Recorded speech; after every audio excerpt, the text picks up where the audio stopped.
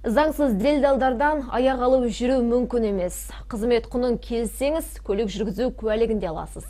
Тіпті бірнеше жыл бойы салығы төленбеген темір тұлпарыңызды да есептен шығаруға болады. Оларға мұндай өкілеттікті кім берді? Құзырлы орган қызметкерлері қайда қарап отыр?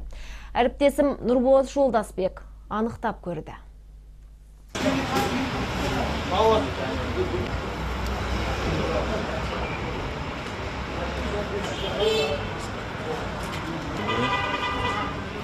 Заңсыз делдалдар осылай жұмыс істейді. Ал құжаттарын жедел рәсімдегісі келген азаматтар осындай әрекетке баратын көрінеді. Налогын шешу керек еді.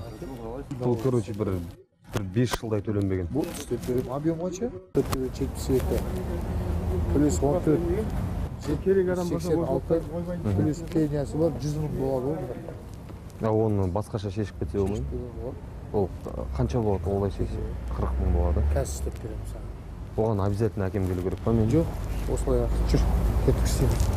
Бағасын келсеңіз төленбеген салығыңызды ғана емес, әлі тапсырмаған емтиханыңыздан өтіп көлік жүргізу куәлігін де ала аласыз. Праваны қазір оңды-солды сатылып жатыр, оны бәріміз білеміз. Бұрында оқып жатқан ешкім жоқ. Оған өкіметіміз қазір уже 2 жыл болды. Самподготовка дегенді шығарды.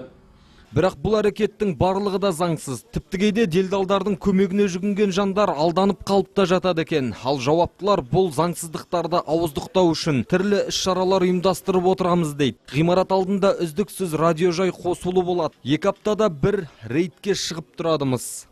Тұлғалар анықталған жағдайда ол тұлғаларға 5 айлық есептік көрсеткіште айыппұл салынады.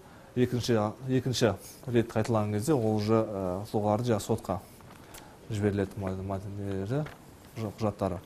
Бірақ бұл күркіреуі күшті болғанмен сіркіреуі сиректің кебініне көп ұқсайды. Болмаса есік алдында жүрген делдалдарды көрмеуі мүмкін емес. Бірақ көре тұра көз жұма қарауы мұндағы мамандардың өздері де делдалдармен ым-жымы бірма деген күдік ұялатады. Жауаптылар мұндай заңсыз әрекеттермен айналысатын азаматтарды толық тежеу мүмкін болмай отырғанын мойындайды. Айтуларынша мамандандырылған халыққа қызмет көрсету орталығының ғимараты жеке кәсіпкерлік нысанның қасында орналасқан. Яғни олар көбіне ескерту берумен ғана шектеледі екен. Ал тексеріс біткен соң делдалдар жаңбырдан соңғы саңырау құлақтай қайта қаптайды. Нұрболат Жолдасбек, Әділбек Самаликов, Аймырза Қалембаев, Әділет Батанов, Жетчет Ньюс.